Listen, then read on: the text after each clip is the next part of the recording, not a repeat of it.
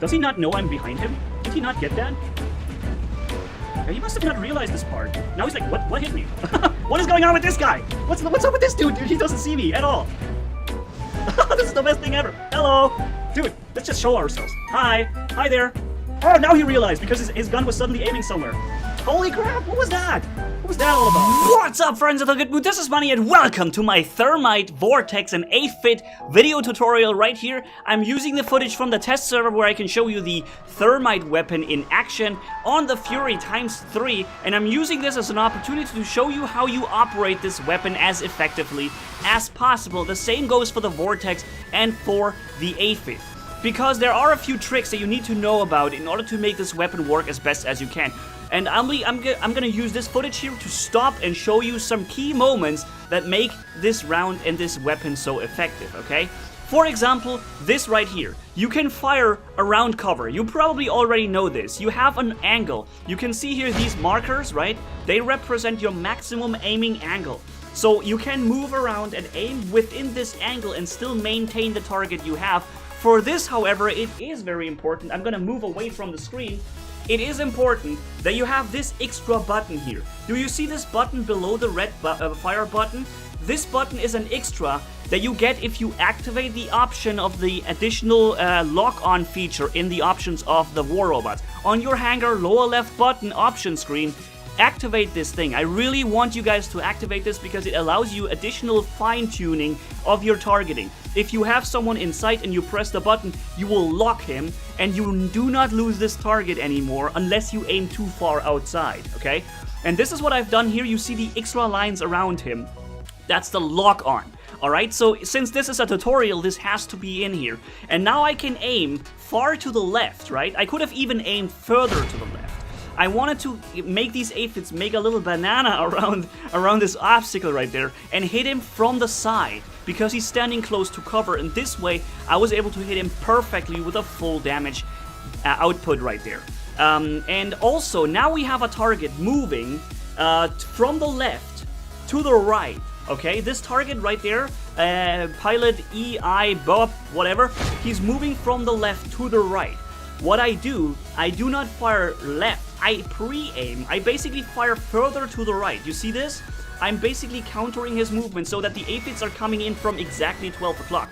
He's running very fast with a Rhino in assault mode. If I had fired to the left, those rockets would have dropped behind him and wouldn't have dealt any damage whatsoever. The same strategy goes for aphids and Vortex too, as you know, okay? If someone is moving fast to the right, pre-aim him so that the rockets are more likely to come in from exactly zenith level 12 o'clock, right? And or counter his movement.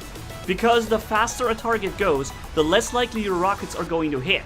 But if you make them come between, like, you still improve your chances. So there are a few tips and tricks that you need to know about in order to really make these things work very well. There are a few things I need to show you when it comes to shielded opponents. I'm going to show you this in a minute. First, we have a Lancelot right here. He's moving to the right and I pre-aimed slightly to the right. And since I am on a higher up position, my rockets also come in from a higher up position. The Lancelot has a physical shield, so also positioning matters when firing these homing rockets, because the higher up you are, the higher up your rockets will come from, and this way they will be able to bypass physical shields from the Lancelot, Garrett, or Galahad, for example, or the Rhino for that matter, right? So also, there are certain spots on the map, and this is something I can't teach you because there are key spots on the map. This is like a secret, okay? And certain spots where your weapons behave differently. For example, on the map Valley, if you spawn and go to the no man's land area where you can jump on and always die, behind this is a beacon with like a little thing. I'm gonna show this here in a picture for you. This very area, if you fire your aphids from here or your hydras, they will launch super high into the air and then land from super high down. And this goes for aphids as well, and hydras and the thermite. Also the vortex. So there are key spots on the maps that you can exploit to make your weapon come in much more efficient. those spots are random and I don't know what they depend on, but it's important that you know you can use them to your advantage, okay? I'm trying to make a high quality tutorial here, and this has to be in there if you really want to know all the tricks and tips. And of course, firing across cover is no secret. That's what you can always do with the Vortex Aphid and Thermite. That's what it's made to be for, so obviously you would try to stay in cover yourself while firing the weapon. You can exploit yourself very quickly, you know, show yourself, fire your, and then go back because you have a 10-second reload. Important is also single fire. Do not fire all your rockets all the time at once, especially at shielded opponents. We're gonna come to this in a second. But for example, this target right there, Pilot 3IJ, whatever, okay? This is the test, so that's why they have these weird names. I know one or two of my I'm sending two because I want to make sure. I know one or two will get the target killed. So what I do, I send one or two, and then I switch to a target and basically make sure to focus him with a third one so that I don't waste any potential firepower. Here I only sent one rocket to kill this guy. Unfortunately, there's a Lancelot with a shield coming in protecting him. Did you see that? The Lancelot protected him from my rocket. Otherwise, one shot at him killed him and the other two shots would have destroyed the other Lancelot's shield. And now it comes, very important, single fire. We're firing at a target with a shield, an Ansel shield. If you fire all your rockets at once, boom, you will drain that full shield of his.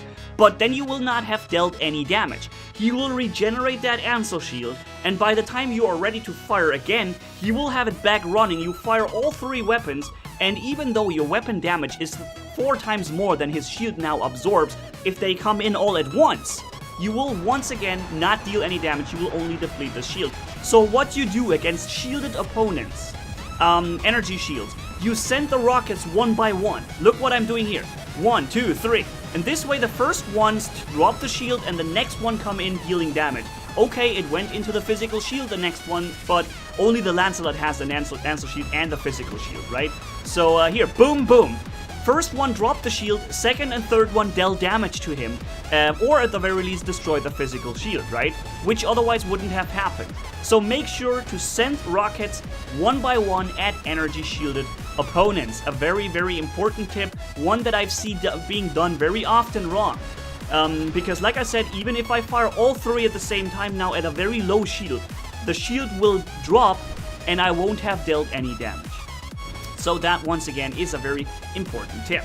Then here we are in a brawling distance. You can brawl with Aphid, Vortex, or Thermite, but you have to make sure not to lose your targeting. If someone runs towards you now or around you, it's very easy to lose the targeting and lose track of your target, okay?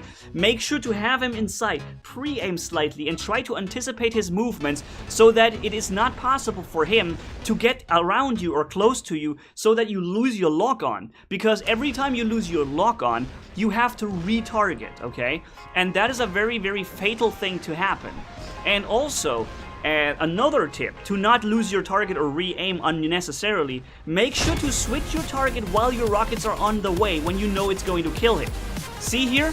I killed him and my target switched after that and I have to retarget. Do you see that, okay? Let me show this to you once more. I want to make this tutorial as perfect as I can. And I know these rockets are going to kill this target, but I want to show you this. When the target dies, and you have not switched to another target, you will have to target again. The same goes for Zeus, for Scourge, and for all those lock-on weapons, okay? So instead of doing this, you can fire your rockets and already change target with this button that I've shown you down here. This button, right? With this button, you fire your rockets, and while they are in the air, you already send basically send a new target into your targeting computer. This way, you will already have the target, you will not have to retarget for it, and basically you can maintain a target without having to pre-aim. This is not so important if you have already sent all 3 rockets, but it is important when you only send 1 rocket and you want to keep firing with your other 2, right? So here, once again, brawling. If you have a Lancelot in front of you, make sure not to lose your target and make sure to try to get a higher position if possible so that the rockets come in and drop in from above. And of course, have him, if you get close, often the physical shields don't matter, okay? I'm gonna make a little list about all the tips I've summarized for you here. One of them being now that if somebody brawls with you, try to get close to him if he has a physical shield, because there's a good chance you will somehow get around his shield when you're very close, okay? Although this weapon doesn't have the highest brawling DPS like, for example, Ember has or Thunders or something, you can still do a really good alpha hit and do like a big uppercut, right? That's how we can call this. We can almost call this an aphid uppercut or thermite uppercut if you get close and boom, right from close distance. So this is it. And now, of course, we're gonna continue firing our thermites here over this bridge map. In case you're wondering about the map, that's the test server. They're testing this map here. It wasn't finished then, and it looked a little bit weird. Okay, so having a higher up position, as I told you guys, is very important and very helpful on any of these weapons. It also goes for Hydras and Spirals, but Aphids really benefit from this a lot because Aphids are very, and Vortex and Thermites are very powerful. Next tip, guys, jump bots. Jump bots are your favorite targets when you're using Vortex, Aphid, or Thermites. Your absolute favorite target, because when they jump, they have a landing, right? Obviously, when you jump, you also will eventually land. That landing will always make it so that they have a second or two where they can't move. And if you manage to time your rockets so that they come in exactly at the moment when they land, they will be hit 100% with all damage. I'm making it wrong here for the first time. Look at this. I'm firing too early. He was still in mid-air and my rocket has done 0 damage. You need to get a feeling for this. It depends on how far up you are, how long the rocket travels, what your distance to your target is, and whatnot, right? All these things matter. So make sure to get a feeling for when you launch these rockets. It's very important that you can trigger people to jump, right? When you have multiple aphids, that's another tip right now. If, for example, a Rogatka comes at you and you have a pattern with 4 aphids, fire one of your aphids. That will make him jump to evade the aphids, and then you have 3 more aphids to time perfectly when he lands to get a full damage hit. Another tip. And also here, I'm gonna show you now the learning from my mistake that I've done before. We will have, in a few seconds, another Rogatka jumping in. You can see him here, YouTube Creeper, that's his name. I think it's probably a YouTuber. In this case, hi dude, how's it going? He's coming here and walking, firing with his Rogatka, and I already have him in sight. Here he comes. He's jumping, I wait for it, fire, okay? Look how much health he has. He's like at 75% health. But he just landed, and he is unable to move for a second. And look what happens. Boom! 100% damage done. Not even one tiny little bit of damage was wasted on that. It was a complete full damage hit. And that bot was almost 1 hit kill because of that. Because we're using 3 heavy versions of the aphids here, the thermites, that just scored a massive hit against a medium bot, right? It would have been incredibly hard to hit this fast bot with this weapon, but if you wait for the right moment, this jump, you can make it count 100%, okay? I think I'm slowly getting to the end with my tips. I'm not sure if there's gonna be more things that I know. I've already told you to side aim, like to make a banana shot around cover if you can, because you will be surprised what things you can sometimes hit with this thing, even though there's cover. Here there's a cover right there, a cover right there. Having an understanding on how the weapon moves will also allow you more performance on your damage stats. I will send the rocket in a half banana here around the corner. See that? That because I know how the weapon works. And the more you use them, the better you get a feeling for how they fly exactly and how you can make them count as best as possible. Here, firing across this cover here once again. I didn't even see the target, but I don't need to see it in order to hit it here. Our creeper is coming up again. He's creeping up on us. He's a creeper. So here we go. Boom.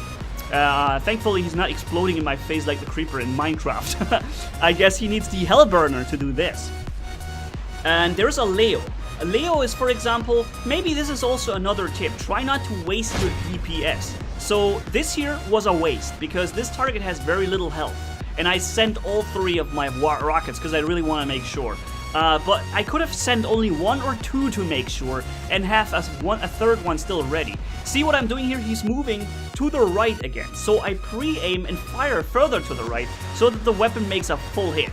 that Leo has 160,000 health, and I think we've just depleted half of that. Do you see how much insane amounts of damage we've just done to this guy? Simply because, hey dude, I already had him, man. It was unnecessary. He didn't know I was gonna fire at him, so no fault of his.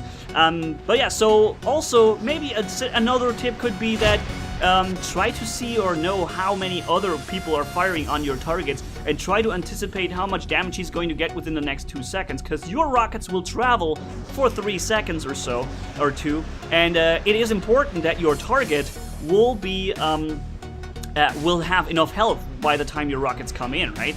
And this Fury right there, I just made a 100% hit. He was walking, then he stopped, and that was the moment my rockets came in, and he got so much damage. Holy moly. Yeah, I really felt like this tutorial, it's a good time for it since, you know, the new heavy version of Aphid and Vortex comes in. Vortex is coming with a 3.6 update. The Thermite will be coming maybe after that. It's not yet planned to be implemented, but it's tested on the test server, and I would assume it's coming maybe with 3.7 or something, I don't know. So I thought this is the perfect time for a tutorial like this, because I feel like these weapons are growing in importance now. Because they do offer a very tactical element of not having to expose yourself to fire on the enemy. Of course, Tyrants will still deal more damage, or Thunders, or Redeemer, Ember, whatever. Those brawling weapons will still outperform the others in terms of damage output, but since you don't have to expose yourself for shooting with these ones here, you have a very good thing going for you that allows you to perform exceptionally well on certain maps. But that maybe leads me to one of my last points now, guys, that this weapon doesn't work on all maps at the same time. Choose your location wisely. For example, the map Moon. There is the bridge or the tunnel that you can go underneath. If there is a target standing there, don't try to shoot him, because you will not deal any damage to him. Your rockets will hit the wall. Or the same goes for Valley, when someone is inside the tunnel area, right? Next to the center beacon, you can't hit them when they're there. Your rockets will hit the wall. So do not even waste your firepower on trying to hit them somehow, unless you are in brawling range. If you want to hit someone there, you have to actually, you know, face hug him, and then you can hit him, as I shown you before with the Lancelot, right? And this here was a close shot. He was underneath a bridge, but I was lucky enough to hit him here. So yeah, and of course, do not go there yourself. Don't go on Moon under the bridge, because your rockets will fly into the wall instead and not hit anyone. So that's an important thing to also know. And yeah, if someone fires at you with Vortex, the other way around here, turning this whole thing around to give you a tip on how to avoid the damage. Here, by the way, this is the test. 100% health on that Griffin. Did you see we depleted 70% health on that level 8 Griffin? Test server, weapons, and bots are all level 8. And this guy has just lost 70%. Let's have a look at this again. Look. Boom! Because it was an AFK Griffin. Insane, right? When it's a full hit, the damage output can be so high.